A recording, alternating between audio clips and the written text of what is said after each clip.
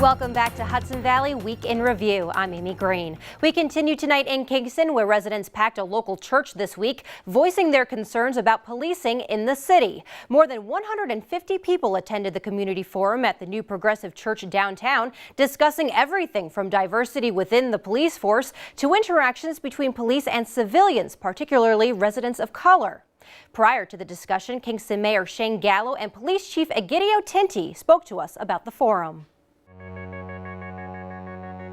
Well, a couple of weeks ago, different groups in the city, some of the folks from O Positive, along with the Center for Creative Education, contacted my office and wanted me to coordinate with the Ministers Alliance of Ulster County, along with the Bruderhof, basically a solidarity day. And prior to this, we had discussion with the Black Minister Alliance, over the last few months, with having a forum in light of Ferguson and in light of the circumstances in New York City south of here. We felt it very important that there be a discussion to address any concerns that members of the community have with their interactions with the police department. And to that end this evening, we put together a panel of ministers from Ulster County, and we're going to have 3 or 4 ministers from the local Baptist churches here in the city of Kingston who are attending, along with the chief of Kingston's police department. I think Chief Cruz is here too, with some support from town of Ulster. But the purpose of tonight is to establish a dialogue and to ensure that the relations are solid between the community and the police department, and listen to what their concerns are, and from those the discussion tonight, put in place if there's a need for training, if there's a need for more equipment. There's been a discussion about how that we should have body cameras on our police officers. So these are all different kinds of issues that more than likely will be discussed tonight. At this point, I can tell you the local response has been really confined to a demonstration or two in front of City Hall, and I think tonight's forum is an attempt to try to bring to the surface any concerns that the locals do have, but specifically the locals in the city of Kingston.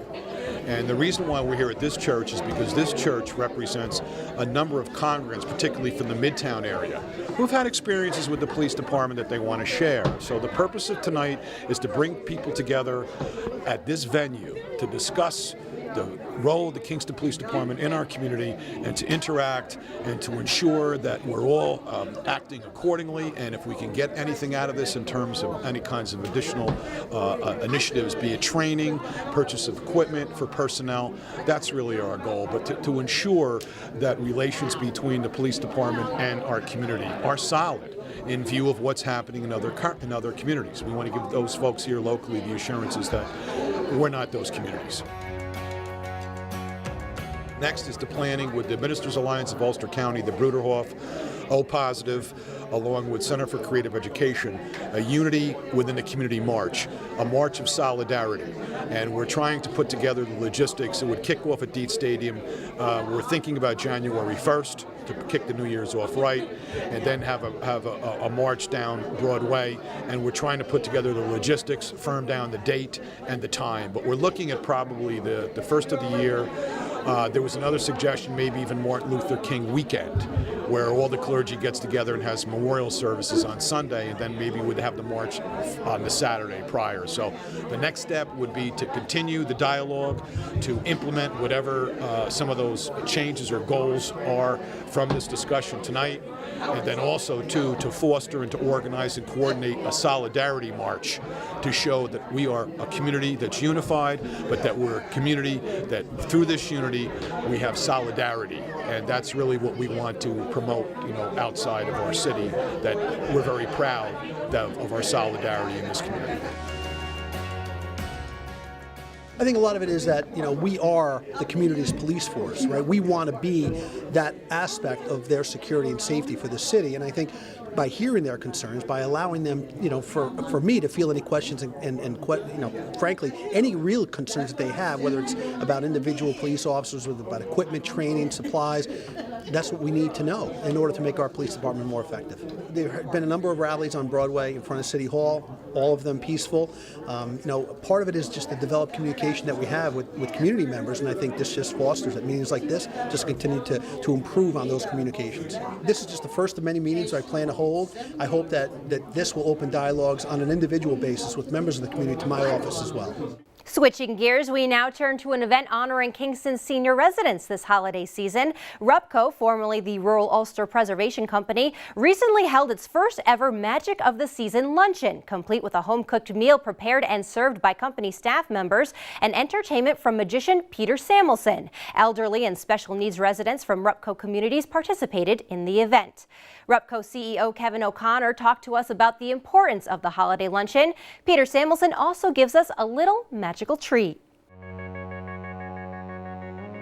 Today we're sort of celebrating the magic of the season with residents from a number of our properties, the Kirkland, the Stuyvesant, Woodstock Commons, Park Heights in Rosendale, and Tongore Pines and Olive. We've invited folks here today to have lunch, celebrate the holiday season, and be entertained by a wonderful magician, Peter Samuelson. Peter was gracious enough to donate his services to the Woodstock Museum, Artist Museum, and we, through a contribution to WHAM, because of our work in Woodstock, we got Peter's services. So he's a world-renowned magician, and we thought, how can we best use those, and let's put them in front of our residents during this time, the holiday season, entertain our residents, and hopefully everybody can have a good time.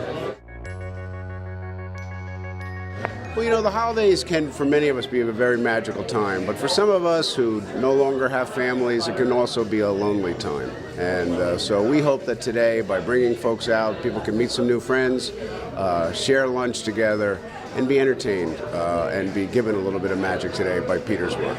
From time to time, we try to do different events with our residents and have people come out, everything from health-related services to cooking and barbecues, depending on the various locations. We always try to engage the residents in new and different ways, but today is sort of special to mix residents from a number of different places and to have this kind of entertainment. It's really going to be a special day.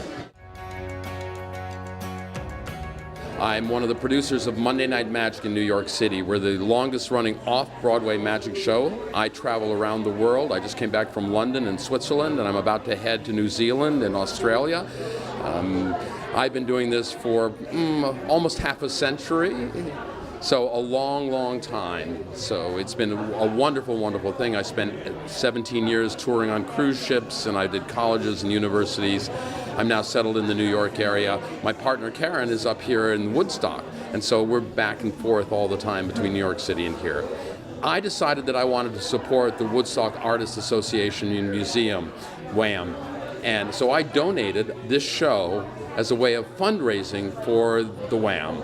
And I thought this was such a great opportunity for us to be able to provide entertainment and really in the holiday spirit, the magic of Christmas and the holidays, and to do it in a way that makes people happy and sparkly. Well, I'm assuming it's as important as it is to almost anybody else who sees magic, which is it brings that little sense of wonder and a relief from the harshness of the real world, and also the ability to think about things that maybe you don't think about and see things you don't normally see. So I think it's really important to everybody, and especially for them. So if you can, watch the coin. Now, most magicians, if they'll take a coin like this, they'll give it a little squeeze like that, and it'll disappear absolutely and completely. They want to bring it back, they go like that, it comes back again. Now, that's seeing magic, but not the way a magician sees magic, because we never grow up. We're children throughout our entire lives, so we're always playing with things. To see it like a magician sees it, it would look like this. I'd show you the coin, I'd give it a little squeeze like that, it would break down into powder, it becomes dust.